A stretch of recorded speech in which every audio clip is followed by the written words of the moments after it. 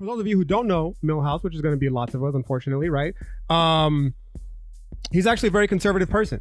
And that world, that conversation, I just can't emphasize enough how much I value that conversation, because it is allowing me, it's a conduit. He's a conduit to a world that I mean, I understand it. I understand the thought process. I understand the reasoning, right? For the most part, but I don't live it. I don't live that world, right?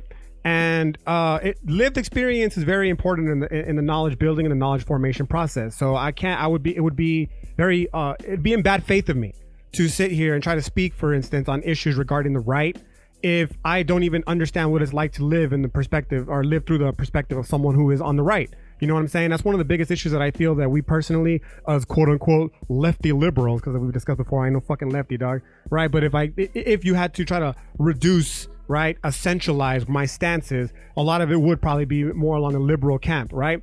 And I think it's very disingenuous. It's one of the biggest problems that we have here in 2019 America.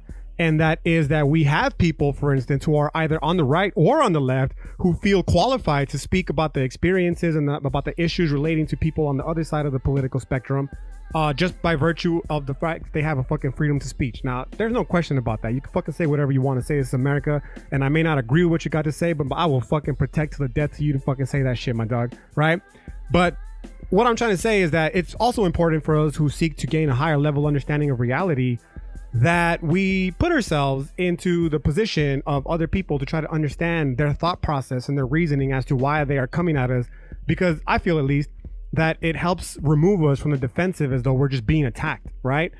And unfortunately, given these phenomenological predicaments that we find ourselves in, namely the fact that we are fundamentally we're embodied, right? Our corporeal embodiment. We cannot understand what it's like to live the life of another person because of our corporeal embodiment, right? And the closest that we can get is through conversation. So when I have these conversations with people like Millhouse, right, they're fucking extremely valuable to me, because again, they provide me with a little bit of a conduit, a little bit of an insight, as much as I could possibly get to the other side of this fucking quote unquote political spectrum that, again, I don't live that life. I mean, I do on certain respects, like you come after my guns, like we're gonna have some fucking problems, you know what I'm saying, right? But aside from that, I don't really live that life, bro. So I'm not gonna sit here and act in bad faith pretending that I do otherwise, because it's really easy to reduce other people's opinions and essentialize them and marginalize them to the most fucking simplistic understanding by doing so, right? So again, just in regards to the last podcast that we had in general, right? When I was talking about fucking Jordan Peterson, for instance, Millhouse, the fucking Jordan Peterson fan, and I don't blame him, yo, because real shit, a lot of what Jordan Peterson has to say turns from the little bit of philosophy that he does understand. It's some pretty deep shit, right? But obviously, I have my own fundamental predicaments with what he has to say, chief among which being the fact that he's not a fucking philosopher, right? And the way that he does apply the philosophy is very spotty and picky and choosy, okay?